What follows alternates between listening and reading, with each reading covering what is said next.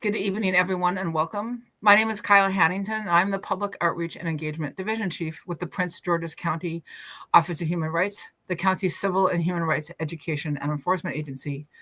Our office investigates complaints of civil rights discrimination, combats human trafficking around the region, ensures all people have equitable access to county government services in the language of their preference, and provides opportunity for learning and engagement on matters of social justice importance.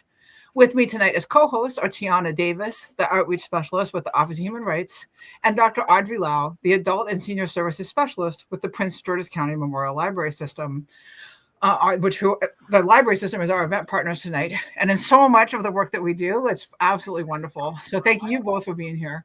We're absolutely thrilled tonight to welcome Kevin Nguyen in conversation about his beautiful and frighteningly timely new book, Our Documents. Kevin Nguyen is a features editor of The Verge and was previously a senior editor at GQ. He has edited stories that have been finalists for the National Magazine Award and the Pulitzer Prize. His debut novel, New Waves, was one of NPR's best books of the year in 2020 and was widely celebrated for its mordant humor, fierce intelligence, and styling prose. My Documents came out on April 8th of this year, and wow, we all loved it so much. So Kevin, welcome. We are thrilled that you are with us tonight. And could you just get us started by talking a little bit about the book? Yeah, thank you so much for having me. I'll just do this super quick rundown of the book. So kind of the scenario of the book, My Documents imagines a contemporary scenario where Vietnamese Americans are detained by the government. The four point of view characters of the book are four siblings. Two are sent to camp, Jen and Duncan, and two of their siblings are actually excluded from camp. That's Alvin and Ursula. There's kind of a dynamic of like folks that are inside camp and folks that are out. The beginning of the book is about the disconnection of these siblings, and then the second half is about reconnection, and just how once you turn something off, you can't just turn it back on again. And I mean that in a sense, both interpersonally and also in terms of policy. One thing that authors do not like being asked is like, what did you draw from in real life? My first novel, New Waves, is about a Vietnamese American millennial kind of like bumbling about in New York, which is an experience that I had when I was in my 20s. But I thought people would not ask if I was the main character if I made the character from Portland, Oregon, which I'm from Massachusetts. This obviously did not convince anyone that it wasn't me, but I maintain that the character was not me. But I will actually say here all the things that that influence my documents that are real. Mm-hmm. One, I guess, largely I do a lot of reporting at The Verge. I've also been studying a lot about the history of Japanese incarceration and the Vietnam War. And I've drawn on sort of all of those things to imagine the world of this book. So even though the idea of a world where the US detains Vietnamese Americans 2025 sounds dystopian. Some people call the book speculative fiction. I don't think those are bad necessarily genre tags to apply to the book, but I never really thought about it that way when I was writing it. I think it's really, an imagination of policy. We're always, as it was true during Japanese incarceration, it was one executive order signed by FDR, which means that we're always one executive order away from something like this happening. We have a president that likes to sign a lot of executive orders constantly. So I drew a lot of that, a lot of the reporting that I have written and edited. A lot of that imagination is in the book. The other thing, and maybe like a little lighter, is it's actually a strong story about family.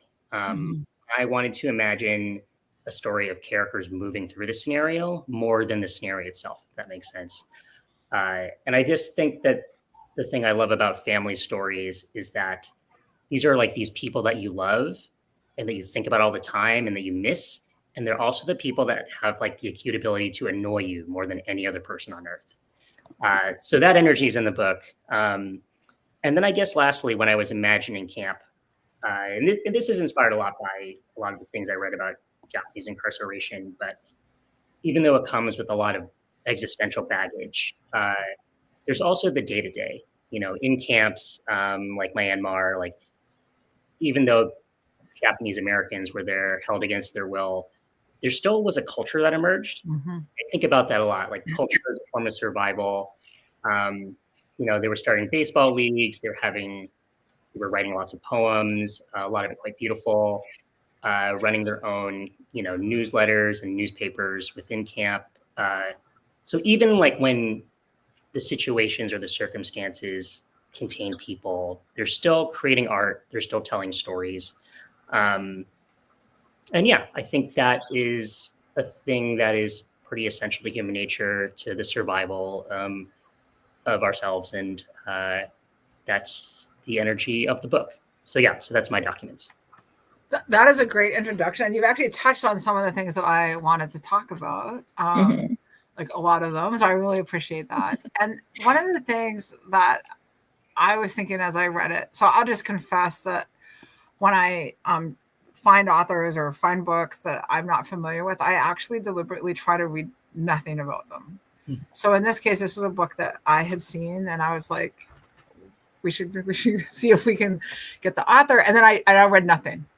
So I'm telling you this because everything, like the things that you just told our viewers, I really knew nothing about it. I knew it was about a Vietnamese, a group of Vietnamese people descended from a family that had come from Vietnam.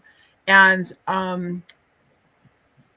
I got to tell you that I was reading this. I was actually on a plane and I got to page 41 and I wrote a note and I was like, Kevin, you totally got me! Exclamation point, exclamation point. Because I just like didn't, I was just like, oh, it's like a family story. I'm just like vibing with this story. And then I was like, what in the world? So it is so like, I just really want to like articulate how amazing that was and how grateful I am that I got to have that sort of surprise, But what I want to talk about is, I'm assuming, I don't know you, I'm assuming you wrote this book 2022, 2023 maybe, and it is coming out in early 2025. And you have just highlighted some of the things that are happening now. What does it feel like to have this book on this topic come out in this moment? Yeah, I mean, honestly, not good, I think, and on a couple of levels. One, yeah, I just don't really like what's happening in the world right now, especially in our country. And that obviously that feeling lives entirely outside of the work. But, part of the thing in the book is that a lot of the foundations of what's happening today have been like laid out for us for certainly the past decade, if not more. The Department of Homeland Security, which features quite heavily in this book, it's 22, 23 years old. We've been living under it for, over 2 decades now. But, on one hand, when I started writing the book, I wanted to put a lot of the ideas and reporting I had from journalism and obviously fictionalize it and put my own kind of vision on it. And some of that was it was honestly like quite fun to imagine, because I thought, oh, like if I ever got sent to detention, how would that feel? And I think it would feel bad. And then I also think about what would be the most annoying thing, and to be like, oh, I'd miss the internet. I just miss like scrolling mindlessly on my phone. I think a lot of people would feel that way. And kind of that tension between like the very dramatic, serious things that happen, and then kind of like our day-to-day existence and kind of how small and petty it is. I thought that was like really rich territory for a novel. But, the scenario I imagined, I was like, okay, like I'll take something close to our reality based on our history and I will heighten it. And now in 2025, in the book is out, I'm just like, I wish I had heightened it a little more. Like this is a little too close. Yeah, I definitely had that when I was reading it. I was just and thinking about that as a writer, like I know the work that it takes to write something and then go through the editing and publishing, and it's not instant.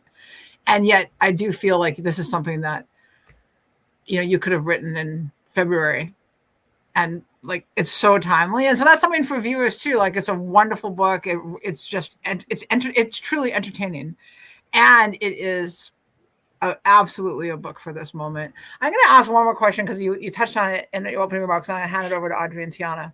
Um, you see through Jen, we see through Jen how stories of the incarcerated told by outsiders are full of darkness and difficulty.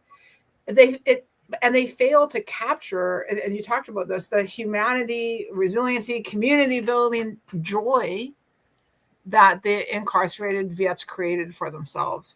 So could you talk to us more about this, like how you came to understand that yourself and why it's so important to shed that light on it? Yeah, that's a really great question. I found this the most when I was younger and reading about Japanese incarceration. And a lot of the stories and a lot of the histories, they just kind of cast like Japanese Americans as this like sad group of people, which I'm sure like was true. They were sad, but like there were so many vibrant things happening in camp. And I think there's just a way that talking about history that way or talking about a community that way, even in the past, just sort of erases the humanity of them. Um, so yeah, so I thought about that a lot, like as I was working on this, and I just like, it's interesting too. Like as I got into journalism later in life, like I kind of started to understand mechanically like why that also happens, and like I will even say that like as someone that is like part of like the mainstream media, like I understand why these traps are so easy to fall into, and like perhaps I have fallen into them as well. But like something joyful and everyday is like not news. Like the thing that makes news are things that are like dramatic. And drama does not necessarily reflect the everyday human experience. Um, that said, like it doesn't mean I think like every newspaper should be assigning like things about mundanity. But on the other hand, I feel like we've tipped too far into the drama.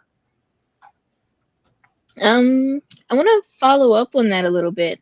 So Jen is a character who avoids detention because she passes as white.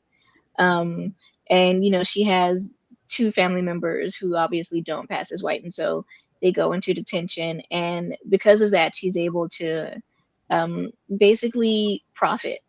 Like she pretty much succeeds during the years of detention. Um, can you talk a bit about that? Like how this character who is able to pass as white is able to profit off of the detention of her family and people who share her heritage. Yeah, I started this book in 2018, but like the most writing I got done was in the pandemic, so like the throes of 2020. Which was not just a moment of being locked inside, but it was also a moment of like racial reckoning. But I also think especially if you're a person of color, uh, you could also see the other things happening like in 2020. Like it was great that America was, like maybe seemingly waking up to the realities of racism, but also at the same time, there was a lot of like profiteering of identity politics happening at the same time. Um, like I won't begrudge anyone for posting like a black square on Instagram in 2020, but I'm not sure if that kind of action holds up under much scrutiny 5 years later. So I was seeing a lot of that at the time. And, I thought about the other ways too that like I had benefited from certain privileges in writing about people who look like me or had experiences like mine. And that's the funny thing, especially when you're writing. On one hand, you want, like, I do think there's like an earnest effort to get more untold stories out there from communities that you don't hear from as much. On the other hand, like if I'm the one writing about Vietnamese people, like who's benefiting the most, like Vietnamese people or me? Yeah, that's true. I think one of the things that resonated with me when it comes to this book is the fact that this book is obviously about Vietnamese people, but you could put any marginalized group here. Like this could easily be gay people, trans people, Black people, Latino people, and it felt very real to me. Uh, Yeah, it's interesting. When I set out to write this book, I was like, this will be about Vietnamese people. But then I was like, oh, but already it's inspired by something that happened to Japanese American people. Um, and so there are ways in which the book I feel is specifically Vietnamese. But then I think in broad strokes, the way and to be fair, like the strangest thing about communities is they're often formed by the way outsiders treat them, and I think that is kind of a universal thing, and that's like such a tough thing to reckon with when identities are formed basically by how we are oppressed. Like that is like not how we want to define ourselves, but in some ways it like can form strong bonds and form communities because that is like a common experience. More than anything in certain lights. So I think it's not like the book comes out on one side or the other of these things. It's more of like it lives in the middle of it. It like wrestles with the ambiguity of it. I also found that that's a lot of how I feel in life. And when you report things in journalism or nonfiction, you kind of can't have those ambiguities in the same way, but you can express them in fiction quite strongly. I was going to ask, and I know this is a weird question, but one of the things I've noticed lately is that we've seen a lot of Vietnamese stories, whether they're memoirs or books about people or just authors. And you said something about who benefits from these stories. And one of the things I've always found as a daughter of someone who fought of a father who went there and doesn't talk about it, I benefit from these stories because I don't know, I have no frame of reference. I know my father went somewhere for a year, he came back, I'm here because he came back. But there's a lot that, over the years has kind of come out slowly. But one of the things I really felt like is that I lived in a town where a lot of kids, refugees, came to stay in the United States, and they settled in our area and everything. And they didn't talk about it either. And so like, I feel like this generation, 30s, 40s, we're seeing more stories where people are talking about their story. And one of the quotes I took out of this was Ursula's comment where nobody wanted a tale about refugees where an entire family makes it out unscathed. And she says, for it to be compelling, to be important, there needed to be a sacrifice. Something had to be lost. And it really made me think about like the many things, not only that were lost coming over, what had to be given up, in this way, like not something that was necessarily they wanted to leave, but it was necessary for them to leave, or if they didn't, their lives would be in danger. But there is it's not just about what losing people, it's about losing culture. It's about losing just everything that makes a family. And I was just really struck by the fact that there's just the story is it's loss over and over and over, but there's also there's a lot that is gained. And I really felt like Ursula from the very beginning was just constantly using the story of her family to just make her way through the world. And I'm just curious how you feel when you see books by people, this is, I pick them up as many times as I can because I want to know, because I don't know. And, I'm like, how did this war affect people? Why did they come here? What did they find here? And they weren't treated well, even when they came here, even though we were, so what do you think about like kind of all these books coming out, and are they more like Ursula, or are they a lot more? Yeah, I think I don't want to give too much away, but the book comes out not necessarily hard on Ursula, but she benefits quite a lot. And then her morality is is questioned pretty strongly, I think, in the narrative. I have a pretty specific answer to why I think there are so many Vietnamese stories now. It's interesting, like we tend to cut things pretty strongly along national or ethnic lines. I think what's really not totally unique to Vietnamese Americans, but pretty unique in terms among Asian Americans is that most of the Vietnamese Americans are from like the same wave of immigration, which is like around between 1975 and 1993, but pretty heavily on the earlier end of that. So there were very few Vietnamese people in the United States, and suddenly there were quite a lot. And so you're sort of seeing like basically the kids of that first generation to arrive here. Most of them raised speaking English, educated in American schools. So they're now putting their art out into the world in a way that perhaps their parents did not have the privilege of doing. So it's a very second generation thing we're seeing a lot of, and it's exciting. I still don't think there are that many of us, but we obviously have like a Pulitzer Prize winner in Viet Nguyen. We have Ocean Vuong, whose second novel comes out in May, I believe. So it is a very exciting time. Also want to shout out Kathy Lin Che, who has a poetry collection coming out at the end of the month. So that's like really encouraging, and a lot of, unsurprisingly, a lot of these works interrogate like how and why we got here, which I think a lot of us took for granted as we were growing up. But yeah, I think to your question, like who benefits, I don't think I have a clear answer to that. In the weirdest way, like who benefits the most from people reading my documents? The answer is me. Hopefully you, the reader, benefit as well. But, at least if you measure things under the umbrella of capitalism, the person who sold you the good is the one that benefits the most.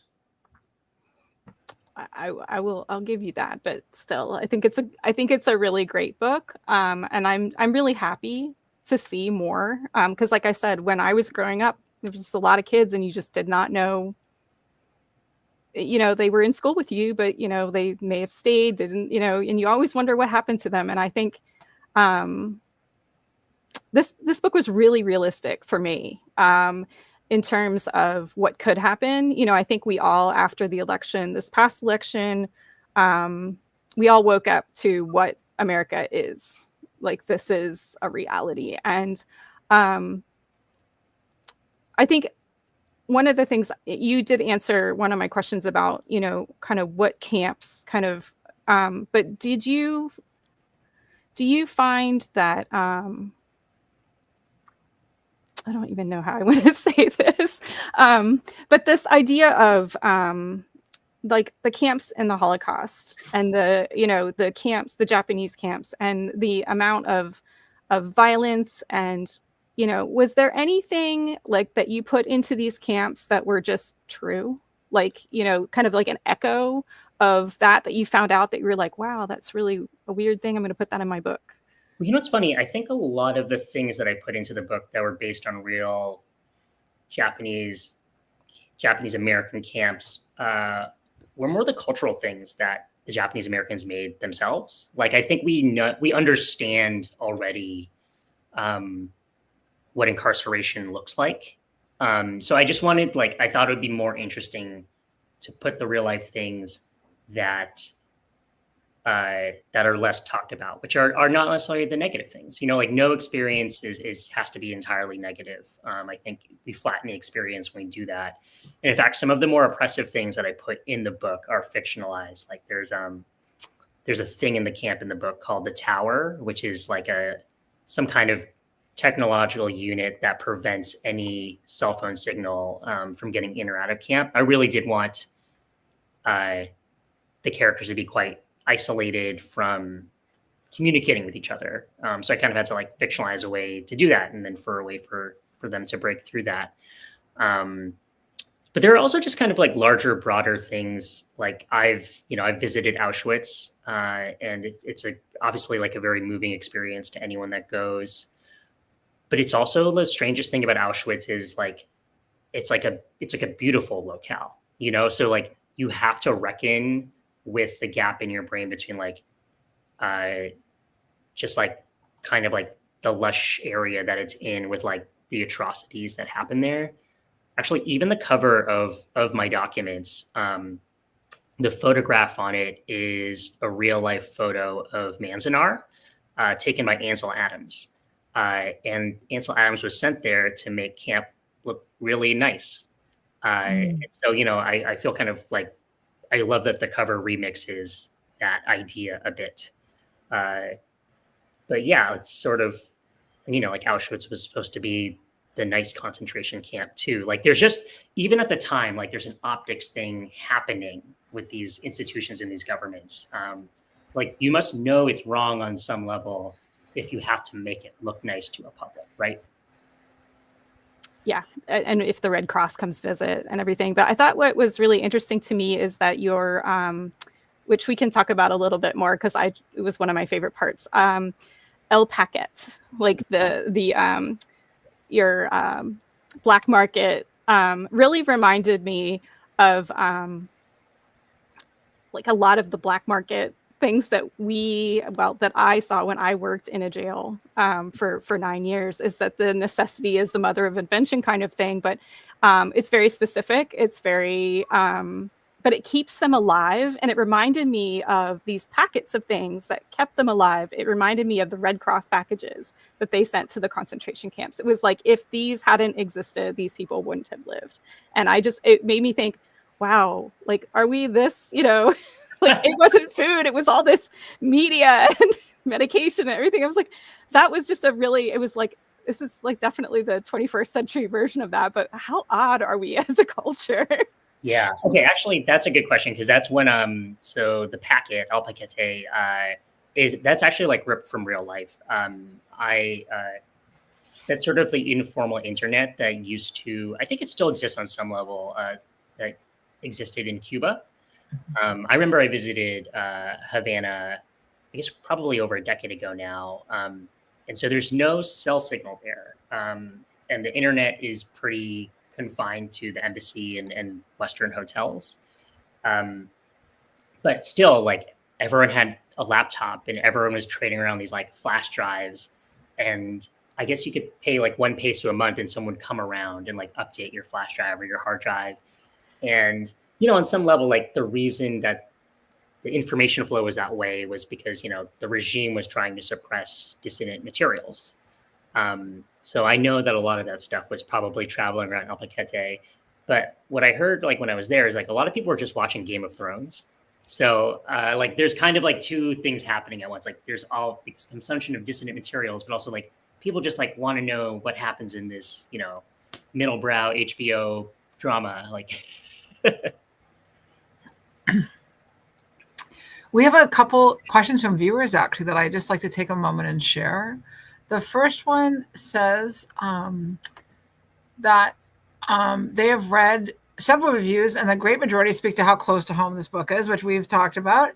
And they're wondering if you can speak to the political reception your book has gotten in the few weeks since it's been out. Yeah, that's a really good question. I feel very lucky. My publisher is One World. They're probably best known for publishing Ta-Nehisi Coates and Ibram Kendi. So, you know, a lot of their books are extremely political directly, especially the nonfiction side. And they tend to get banned quite a bit. Like, I was talking to the publisher last week, and I was like, do you think One World has like the most banned books, like, per capita for authors? And he's like, oh, definitely. He said with a lot of pride, and, you know. Well, we love banned books over here. Yeah. And yeah. It's funny. I don't think it's like the right wing doesn't read, but it's kind of strange. Like, everything flies under the radar with them until it does not.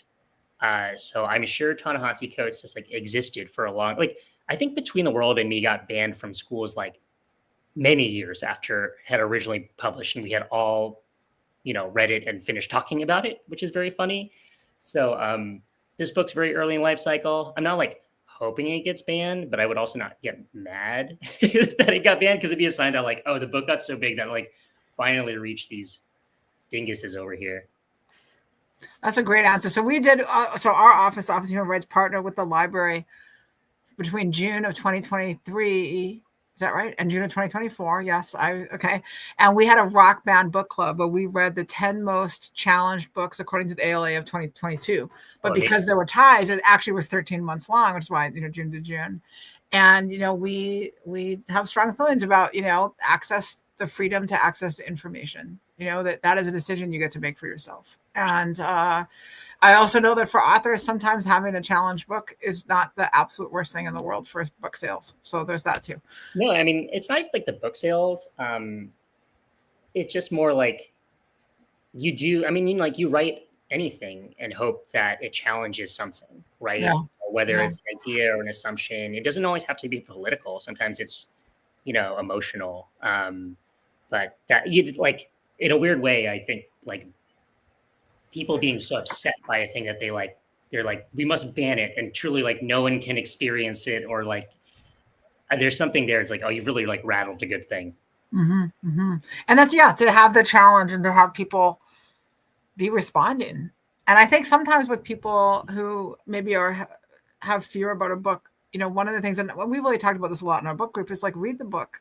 I think a lot of times people are afraid of something because they're hearing something, but they haven't actually experienced it themselves. One more question from a viewer that's come in so far, which is, so this viewer is referring to something we were talking about earlier, this physical oppression.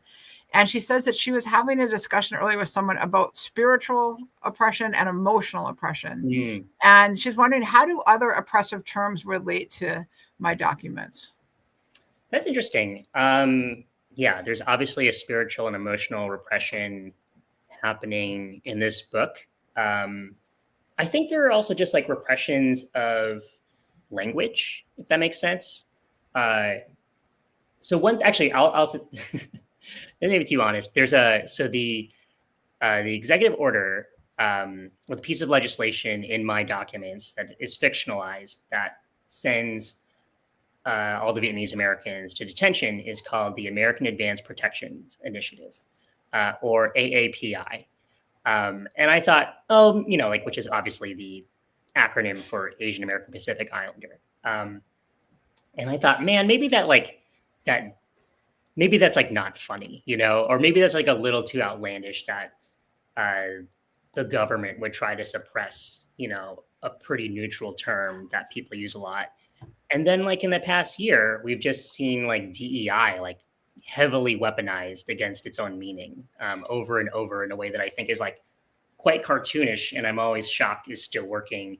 So that was a thing where at first when I was writing it, I was like, oh, is this too loud to be believable? And now I'm like, I should have heightened it a little bit more. I think it's a little too in this moment. Well, that leads me to a question that I had, which I actually wasn't going to ask because I was like, this is so terrible question to ask this poor man, but now I'm going to do it. So,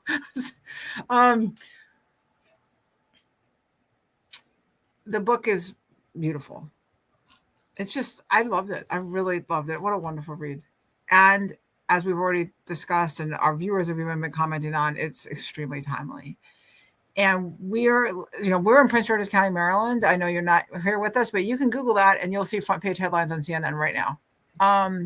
We are living in a time when we turn on our neighbors and we can feel like it's for the greater good. Some of us fear that we are the next to be detained. And the book captures what it means to be in the ether, that there can be those around us who think that this detainment is good. So the question that I wrote and then said, there was no way I could ask this poor man this question, and now I'm going to ask him, is how do we stop ourselves collectively from sliding further down this road? That is a hard question because I don't have the answer to that. I just have what I believe are the roots of the problem, which is that we just don't understand we either don't understand our history, or we haven't been taught it, or we're just willfully obtuse to it.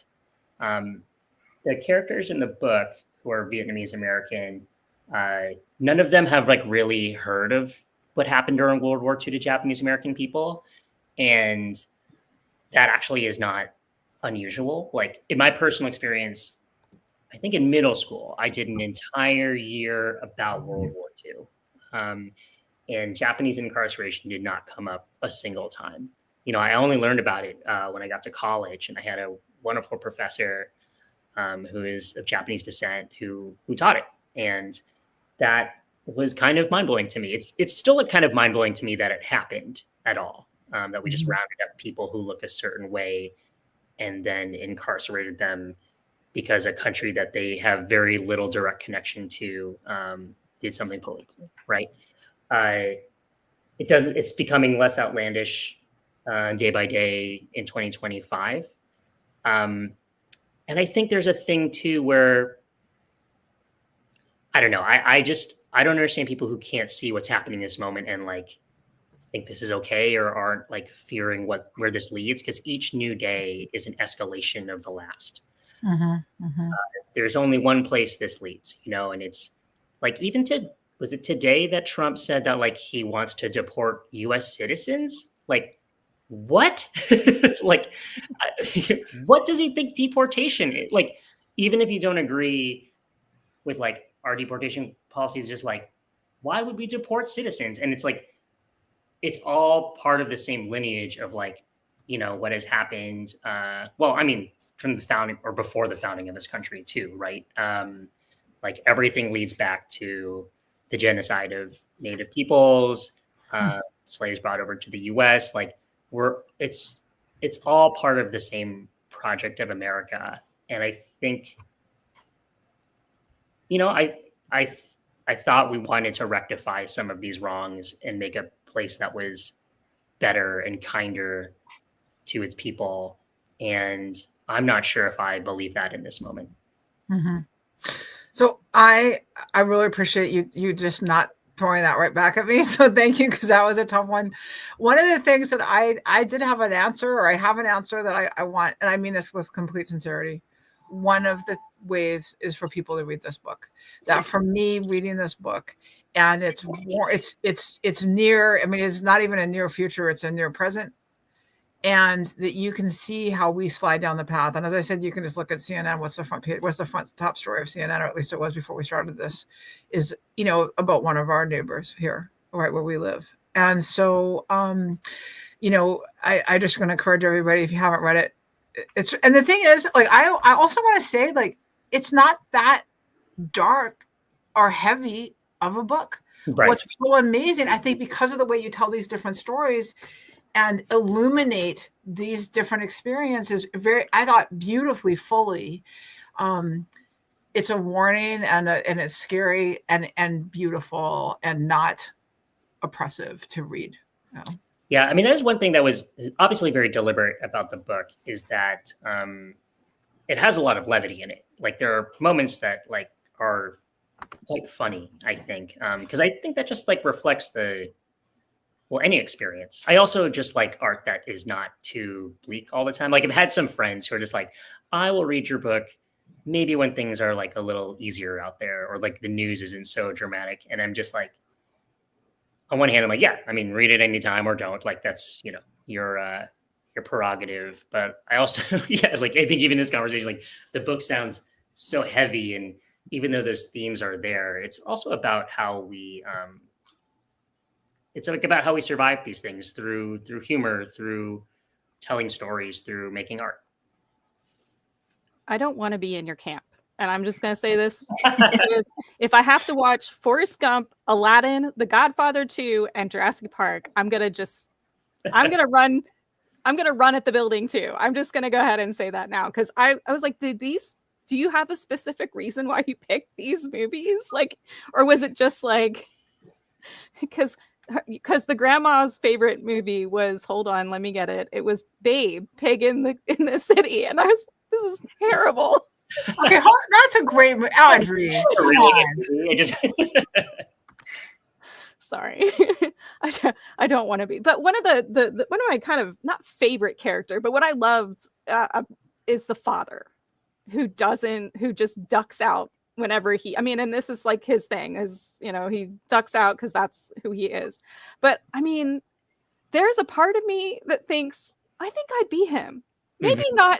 Maybe not getting into the Sims or anything like that, but like, driving around and just trying to avoid detection rather than be sent to this place where I get 4 movies and but he ends up there anyway.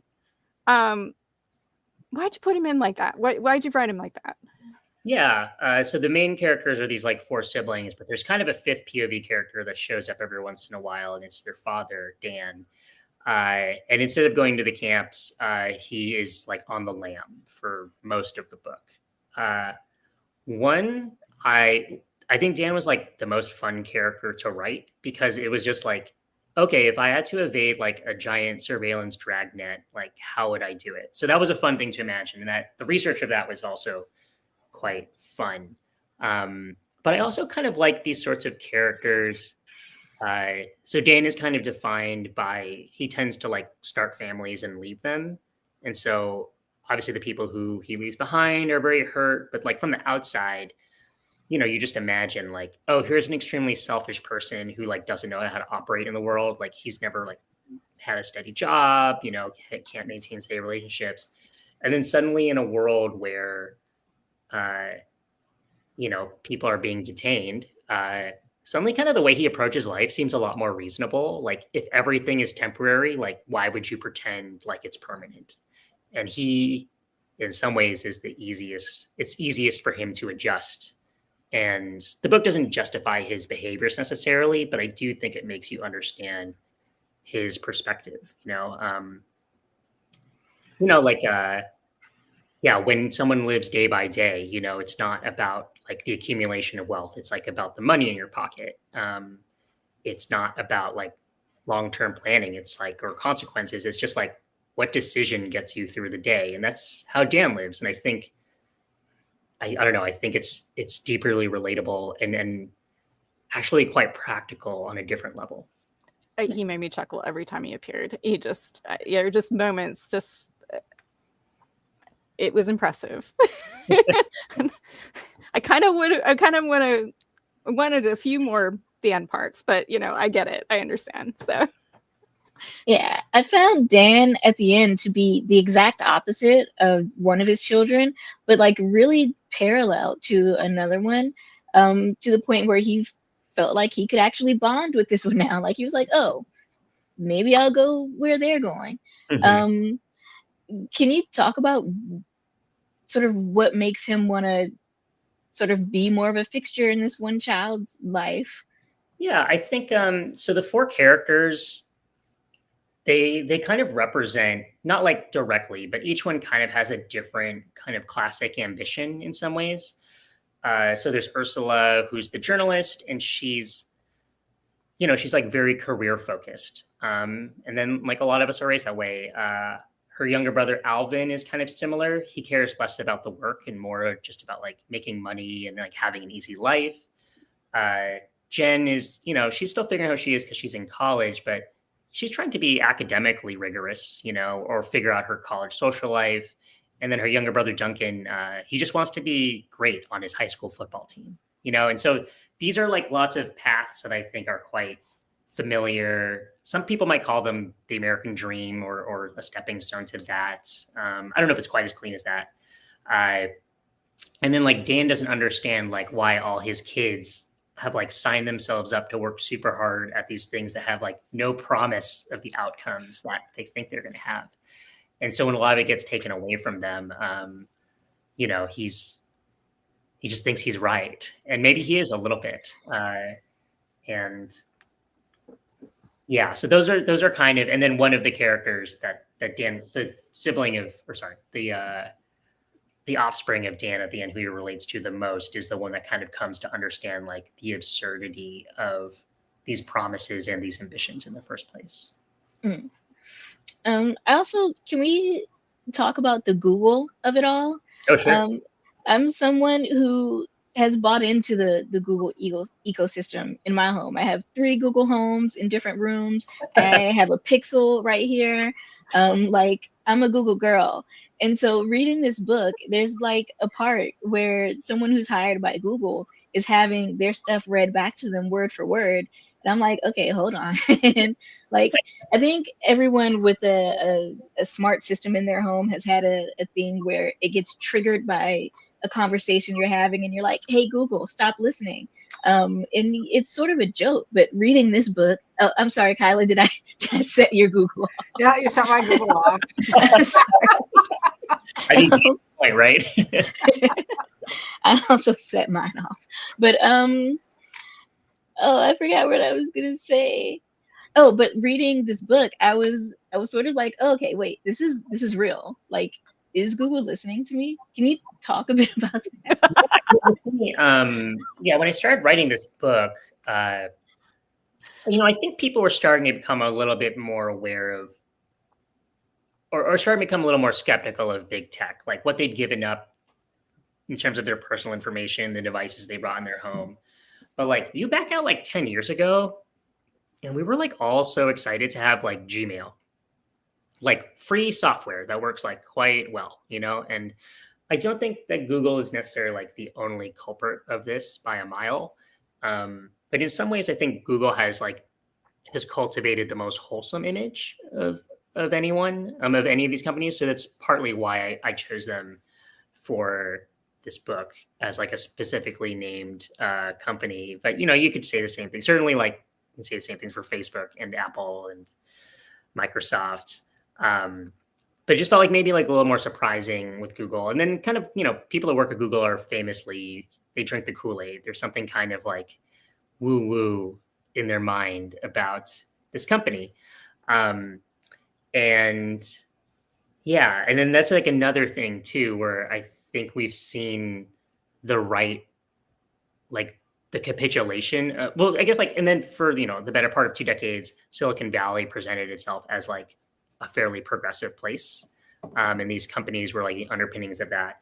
And then, yeah, like in the past 6 months, after Trump's win, we've just watched like these seemingly progressive companies like immediately take a rightward turn just to capitulate to this new administration in a way that is revealing and also I think like quite embarrassing.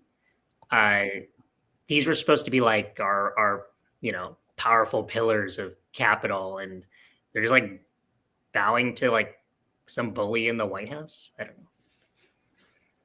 I think though it like brings out one of the key parts like that I loved about this book is that we really put a lot more we invest these moral values into these technology, the products, like and they don't exist. Like they are like engines, like parts of this capitalistic, and it just I wasn't surprised. I mean, that's why I said I thought a lot of it was really because you really, I'm not going to talk, but there's a lot in here that you've really thought about. Like, okay, if this then X, then Y, and it was really easy. I felt like it was a lot better than some of the pandemic books I'd read about. This is how the world's going to respond to a pandemic, because we all know that wasn't how we did it. And then this was the response that was supposed to happen. But this was believable. And I think in part because you really captured really well, like this dependency on these, especially media and things like that, like what we clutch and what we hold on to at like the end. It was a little like it really made me a little sad to be an American, because I was like, this is all we have, and we put so much, we assign so much moral character to these institutions that don't care about us. Totally. I mean, the book, like the way it's constructed is like it's 4 characters who have taken a lot of things for granted, and what does it look like when they lose those things? And I didn't mean the book to be predictive or prescient or anything like that. I think we just happen to be in a time where we're slowly realizing how much we're losing and how much we've already lost. So on some level, I had imagined that for these characters already. I will say personally, it has not softened the blow of this thing happening in real life at all. I'm still like, I feel like we're just like grieving every day about what's happening in this country.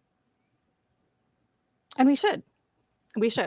But at the same point, I didn't find that this was speculative in any way, that it was out of the ordinary. It was kind of like hard science fiction. Like, okay, I'm with you. Here we go. Like, this isn't hard to follow. And that's the sad part, is that I can, like when you used to be, when we were younger, I think when I was just going through grad school and we were getting through our history, and I, read about Japanese internment, and we read about the Holocaust, and, I thought, oh, well, I wonder what I would have done in these situations. Well, now I get to know whether I would hide people in my attic and my basement. Like, I didn't think that was even going to be a thing, so it's like, and that doesn't like appear here, but it's, there is a part of me that wonders, like, if I were in this situation, which these characters would I have tried to follow?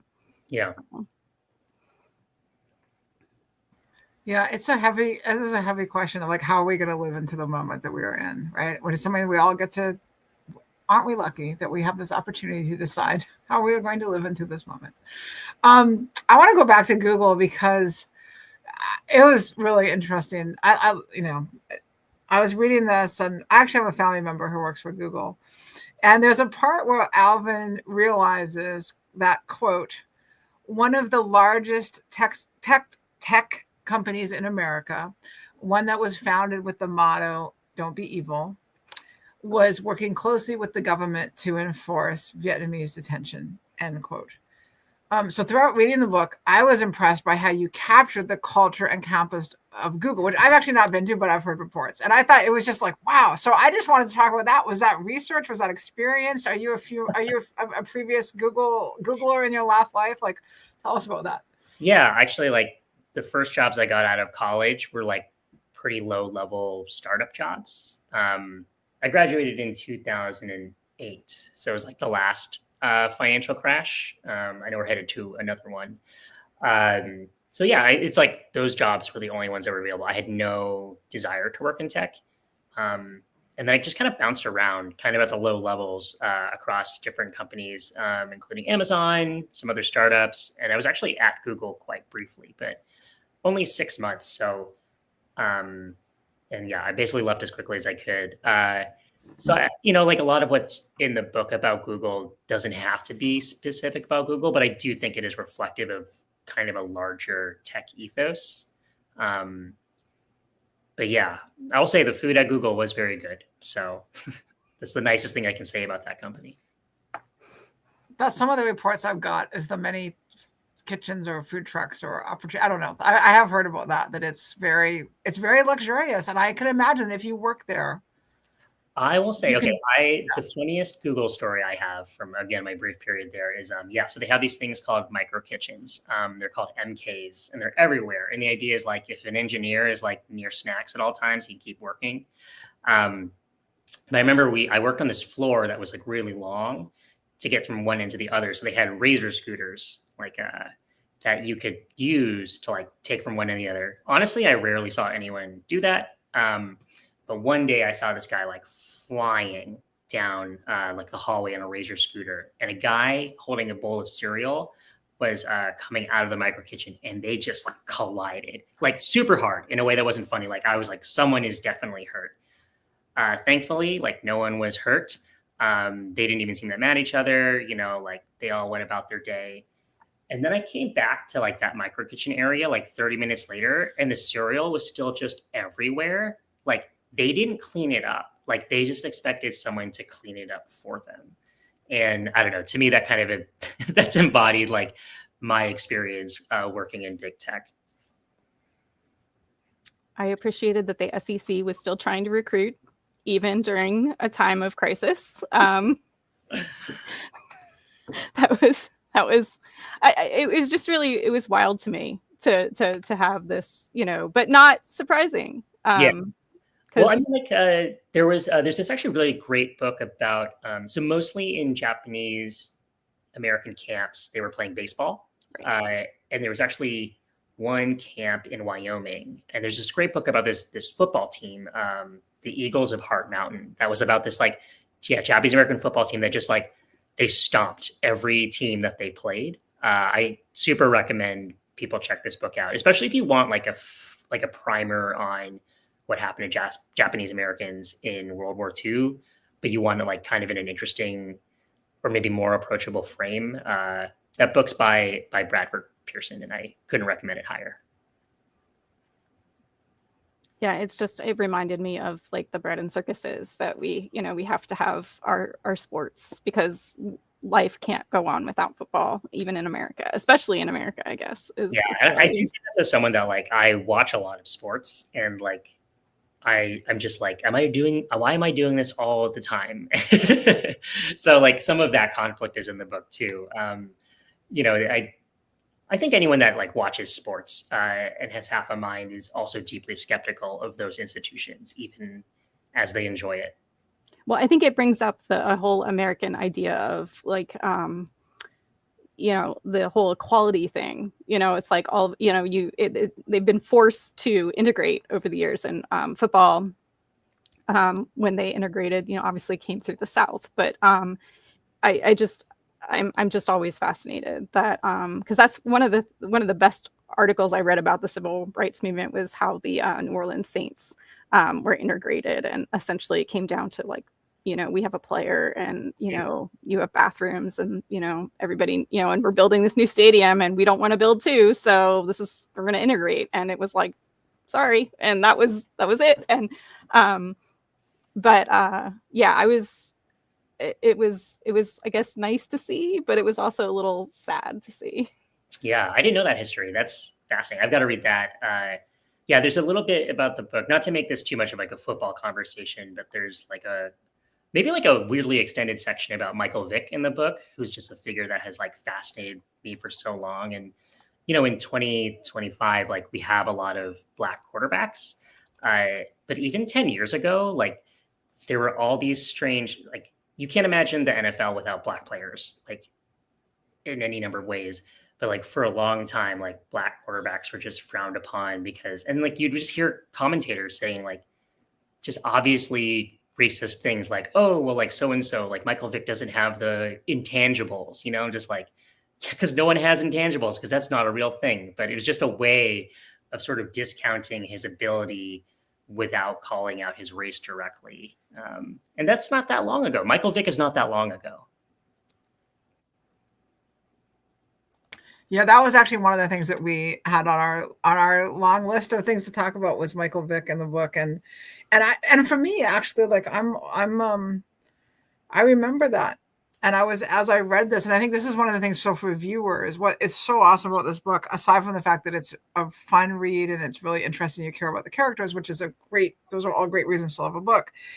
There's so much about the book that gives you the opportunity to think, like as Audrey said, which one of those characters would I be if this happened to me? Or what did I think about Michael Vick back in whenever that was? And what did I miss? So there's so much here, and it really is great. And of course, whenever I get this tone of voice, people who watch regularly, like Tiana and Audrey, who are now laughing, know that this means that we are actually out of time. So Kevin, it has been so wonderful to talk to you. Like, you have no idea how excited we were when you said you could come, and how much we just love the book so much. So thank you. Yeah, this has been such a pleasure. Such great questions. I don't know, we really went places tonight. Oh yeah, there's more. For those of you watching at home, the absolute best way that you can support our guests is by buying their book.